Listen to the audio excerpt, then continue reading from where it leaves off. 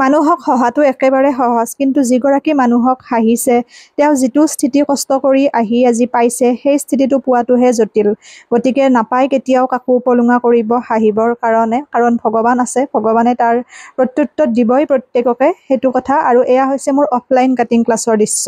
যিহেতু মই online class 12 তাৰিখৰ পৰা আৰম্ভ কৰিছোৱে, তাৰ পিছতো বহুতে মোক সুধি আছে, কাৰণ ধৰি লওক জুলাইত গৰমৰ বন্ধ দিব, বহুতৰে ল'ৰা ছোৱালীয়ে ঘৰতে থাকিব, তেতিয়া মাকসকলৰো অকণমান সুবিধা হয়, কাৰণ স্কুল নাথাকিলে বা কোনোবা ধৰি লওক জব কৰাখিনিয়েও ধৰি লওক ঘৰত থাকিব পাৰিব টিচাৰখিনি, গতিকে এইখিনি সময়তে কাটিংটো শিকিব বিচাৰে।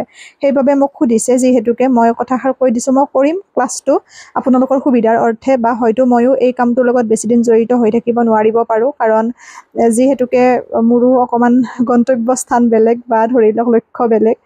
তথাপিও মই পৰালৈকে চলাই নিম অনলাইন ক্লাছটো যিমানখিনি পাৰি, আৰু অফলাইনো মই চেষ্টা কৰিয়ে যাম তথাপিও। আৰু আপোনালোকে যিসকলে শিকিব বিচাৰিছে মোক মেছেজ কৰিব, আৰু মই লিংকটো দি দিছোঁ এইটো মানে ভিডিঅ'ৰ ওপৰত, তাত জইন হৈ থৈ দিব। মই গোটেইখিনি কথা টাইমত আপোনালোকৰ লগত আলোচনা কৰিম, কিন্তু এটা কথা, ফিজ হৈছে 2000 টকা দুমহীয়া কোৰ্চ। যদিও দুমহীয়া বুলি কোৱা হয়, 3 মাহো লাগি যায়, সেইখিনি দায়িত্ব মোৰ, কাৰণ মই এদিনীয়া দুদিনীয়া ৱৰ্কশ্বপ নকৰোঁ, আৰু ব্লাউজ বোলা বস্তুটো এদিন দুদিনত কেতিয়াও ক্লিয়াৰ নহয়, কাৰণ প্ৰেক্টিচৰ বাবে সময় দিব লাগে, মই চাব লাগিব, গোটেইখিনি খুঁটি নাটি মাৰিব লাগিব। গতিকে এদিন দুদিনত শেষ হোৱা বস্তু যিহেতু নহয়, পইচা কেইটা পালেও মই এদিন দুদিনীয়া ক্লাছ মই নকৰোঁ। দুমহীয়া মোৰ কোৰ্চ, ফিজ 2000। যিসকলে শিকিব বিচাৰে আপোনালোকে জইন হ'ব। এনে যাতে কোনেও জইন নহয়, যিহেতু কাটিং ৰিলেটেড গ্ৰুপ হয়, গতিকে এনে আমাৰ সময় নষ্ট কৰাৰ উদ্দেশ্য নহয়। গ্ৰুপটোত জইন হৈ পেলাই অশান্তিৰ যাতে সৃষ্টি নকৰে, যিসকলে শিকিম বুলি ভাবে তেওঁলোক জইন হ'ব। আৰু ডিজাইন 6-7টামান শিকাম মোৰ ফালৰ পৰা, লগতে ব্লাউজৰ প্ৰত্যেকটো চাইজৰ জ্ঞান দিয়া হ'ব। আৰু টাইমিঙৰ কথা বহুতে সোধে, আপোনালোক যেতিয়াই আজৰি হয় তেতিয়া ক্লাছটো কৰিব পাৰিব, এনেকুৱা নহয় যে নিৰ্দিষ্ট এটা টাইমতে আহিব পাৰিব, তেনেকুৱা নহয়। আৰু গোটেইখিনি বস্তু 2 বছৰলৈকে আপোনালোকৰ থাকিব নিশ্চিন্ত মনে। এইখিনি কথা খুব ভাল লাগে আচলতে, বিভিন্ন ঠাইৰ পৰা যেতিয়া বিভিন্ন গৰাকী লগ পাওঁ, অনুৰাগী, কাৰণ যিহেতুকে ভিডিঅ'ৰ মাধ্যমেৰে বেছি ষ্টুডেণ্ট আহে নহয় জানো, অনলাইনতে হওক অফলাইনতে হওক, সেইবাবে অনুৰাগী বুলি কৈছোঁ।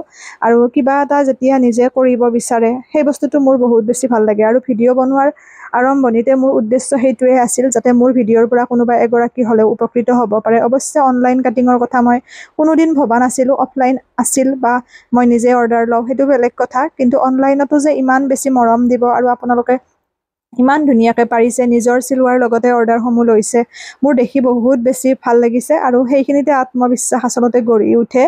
আৰু আপোনালোকেও ধৰি লওক বিভিন্ন গৰাকী ঘৰৰ পৰা বাহিৰত গৈ শিকিব নোৱাৰে, আৰু মনত এটা শিকাৰ আগ্ৰহ থাকে, সেইখিনি যে মই অকণমান আপোনালোকক অৰিহণা যোগাব পাৰিছোঁ, তাতকৈনো আৰু কি লাগে। আশীৰ্বাদ কৰিব আগলৈও, যাতে মই এইদৰে আপোনালোকৰ মানে উপকৃত হোৱা ভিডিঅ'সমূহ প্ৰস্তুত কৰি যাওঁ। আৰু এটা কথা মই দিছোঁ আপোনালোকক, যে অন্ততঃ মোৰ মাধ্যমৰ পৰা বা মোৰ ভিডিঅ'ৰ পৰা আপোনালোকে কেতিয়াও অশান্তি নাপায়। সদায় মই চেষ্টা কৰিম এইদৰে ভিডিঅ' বনাবলৈ। যদি কেতিয়াবা মোৰ কণ্টেণ্টৰ অভাৱ হৈ যায়, তেতিয়া লাগিলে মই ভিডিঅ' বনোৱাই এৰি দিম, কিন্তু আপোনালোকে মোক বেলেগ গ্ৰুপত কেতিয়াও দেখিবলৈ নাপায়, কাৰণ যিহেতুকে আগৰ পৰা লিখা মেলাৰ লগত জড়িত আছিলোঁ, গতিকে তেতিয়াও ব্যক্তিত্বটো তেনেকুৱা হৈ থাকিল যে যিকোনো কাম কৰিব নোৱাৰোঁ, এটা সন্মানৰ কথা আছে। তাৰপিছত আহিল টিচিং লাইনৰ কথা, তাতো আপোনাৰ মই তেনেকৈ যিকোনো কৰিব নোৱাৰোঁ, কাৰণ মই যদি তেনেকুৱা কৰোঁ, ষ্টুডেণ্টেনো কি মোৰ পৰা শিকিব, নহয়নে? আৰু তাৰপিছত আহিল কাটিং ক্লাছৰ কথা। গোটেইখিনি বিষয়বস্তুৱে সেইটো লাইনৰে হ'ল, যি কাৰণে নেকি ধৰি লওক মই কেতিয়াও উচ্ছৃংখল হ'ব নোৱাৰিলোৱে জীৱনটোত। তাৰ বাবে ধন্যবাদ ভগৱানক, ইমানখিনি যে মোক ভালদৰে মানে ভগৱানে পৰিচালনা কৰিছে বা আজিৰ স্থিতি পোৱাইছে, ধন্যবাদ মই দিবই লাগিব। আৰু আপোনালোককো মই ধন্যবাদ যথেষ্টখিনি দিলে আচলতে কমেই হ'ব, কাৰণ নভবাকৈ ইমান মৰম দিছে। যিগৰাকী ছোৱালীয়ে নেকি ধৰি লওক ফটো এখন উঠিবলৈ মই বেয়া পাইছিলোঁ, তেনেকৈ ফটো নায়েই মোৰ আগৰ, ক'ৰবাত 1-2খন আছে তেনেকুৱা, কিন্তু ভিডিঅ' মাধ্যমত আহিম বুলিও ভবা নাছিলোঁ। ইমান বেছি মৰম দিলে আপোনালোকে, কি ক'ম আৰু। আৰু এতিয়া বৰ্তমান সময়ত ফটো দিব লগা হৈছে, ফটো বিচাৰি নাপাওঁ, সেইটো কথা ভবা যায়, কিয় যে ফটোবোৰ নুঠিলোঁ, তেনেকুৱা। আৰু বাকী ধৈৰ্য যথেষ্ট ধৰিছোঁ জীৱনত, কাৰণ প্ৰত্যেকৰে সুখ দুখ কষ্ট এইবোৰ থাকে, মোৰো তাৰ ব্যতিক্ৰম নহয়, হয়তো অকণমান বেছিয়ে।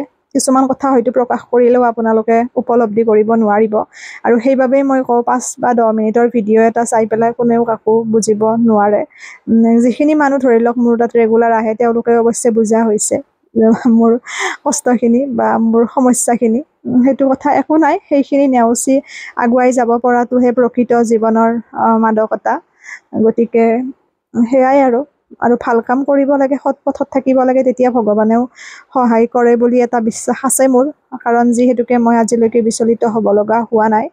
মাত্ৰ চিন্তাধাৰাবোৰ আমাৰ সৎ হ'ব লাগে, শুদ্ধ হ'ব লাগে, তেতিয়া কেতিয়াও বিপদত পৰা নাযায়। বিপদ আহিলেও ভগৱানে কেনেকৈ আপোনাক হাত সৰাব গমেই নাপাব। কাৰণ মানুহে বেয়া কামনা কৰিলেও, বেয়া চিন্তা কৰিলেও সেই বস্তুটো আপোনাৰ তাত, যদি আপোনাৰ বেয়া চিন্তা কৰিছে, আপোনাৰ তাত একো প্ৰভাৱ নপৰে। অন্ততঃ বেয়া চিন্তা কৰা গৰাকীৰ জীৱনতে প্ৰভাৱ পৰিব বহুত বেছিকৈ।